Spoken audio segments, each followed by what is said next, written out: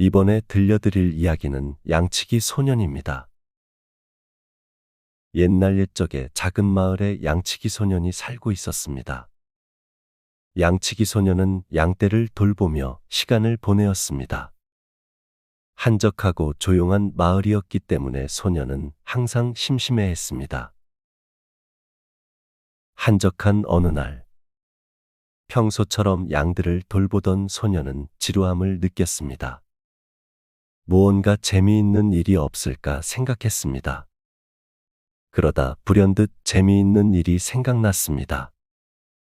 그것은 바로 마을 사람들에게 거짓말을 하는 것이었습니다. 마을 사람들이 모두 집에 있을 시간이 되었습니다.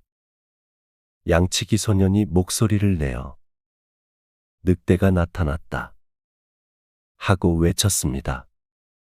그 소리를 들은 마을 사람들은 손에 몽둥이를 들고 허겁지겁 나왔습니다. 마을 사람들은 모두 당황해했습니다. 그 모습을 보던 양치기 소년은 깔깔 웃었습니다. 자신의 거짓말에 속아 넘어간 마을 사람들이 우스웠기 때문입니다. 화가 난 마을 사람들은 양치기 소년을 향해 소리쳤습니다. 또 한 번 거짓말하면 혼날 줄 알아. 하지만 양치기 소년은 무섭지 않았습니다. 자신이 양떼를 잘 돌보았기 때문입니다. 마을 사람들이 모두 집으로 돌아갔습니다. 며칠 후, 양을 돌보던 소년은 또 한 번 지루함을 느꼈습니다. 무엇인가 재미있는 일이 없을까 하고 생각했습니다.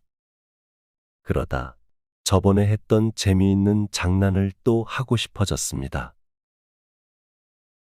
양치기 소년이 목소리를 내어 늑대가 나타났다 하고 외쳤습니다. 그런데 마을 사람들이 반응이 없었습니다. 양치기 소년은 더 큰 목소리로 말했습니다. 진짜다. 늑대가 진짜로 나타났다. 그러자 다시 마을 사람들은 손에 몽둥이를 들고 허겁지겁 나왔습니다. 하지만 늑대는 어디에도 보이지 않았습니다. 그 모습을 본 양치기 소년은 깔깔 웃었습니다. 화가 잔뜩 난 마을 사람들이 소리쳤습니다. 더 이상 너의 말을 믿지 않을 거야.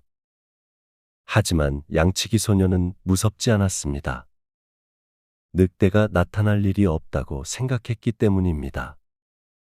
마을 사람들 모두 집으로 돌아갔습니다.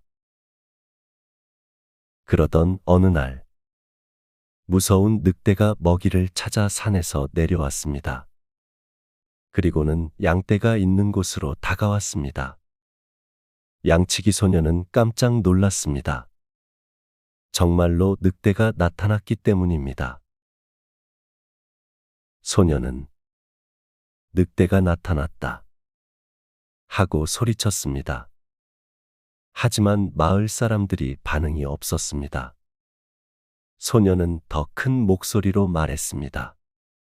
진짜다. 늑대가 진짜로 나타났다. 그렇지만 마을 사람들은 나오지 않았습니다. 결국 늑대에게 모든 양들이 잡아먹히고 말았습니다. 뒤늦게 마을 사람들이 나왔습니다. 하지만 이미 양떼들은 잡아먹히고 난 후였습니다. 양치기 소년은 눈물을 흘리며 지난 날을 반성했습니다. 하지만 죽은 양떼들은 살아 돌아올 수 없었습니다.